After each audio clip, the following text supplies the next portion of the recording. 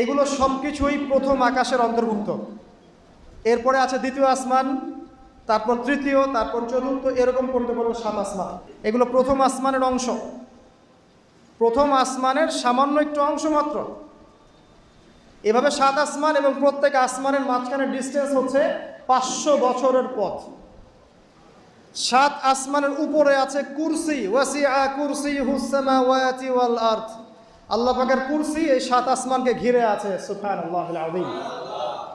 এর উপরে আছে মহাসাগর, একটা সাগর। এগুলো বিশ্বাস করবেন এখন বললে, কালকে নাসা গবেষণা করে বের করলে বিশ্বাস করবে। কথা বুঝতে পারছেন না? এগুলো মোটেই বিশ্বাস করবে না মানুষ এখন। কিন্তু কাল যদি বলে যে অমুক একটা উপগ্রহ পাঠিয়েছিলাম, সে ছবি তুলে পাঠিয়েছে, মহাসাগর আছে, হ্যাঁ, তখন বিশ্বাস করবে, হ্যাঁ আছে। প্রাণের অস্তিত্ব খুঁজে বেড়াচ্ছে মহাকাশে।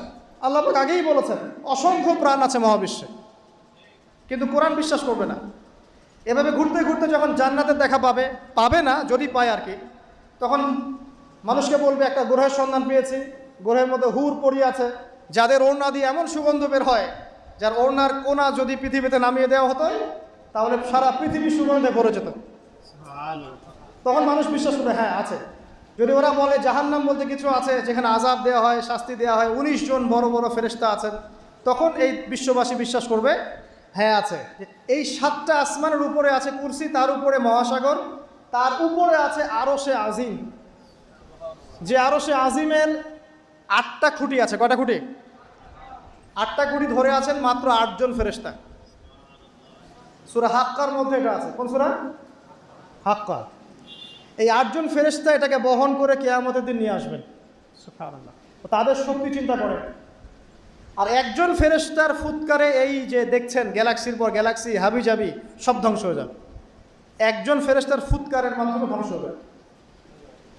এরপরেও আল্লাহ বলছেন আফালা তুমিনুন আফালা ইউমিনুন, এরপরেও কি তোমরা ঈমান আনবে না? আওয়ালাম ইয়ারাল্লাযীনা কাফারু, কাফেররা কি লক্ষ্য করে দেখে না?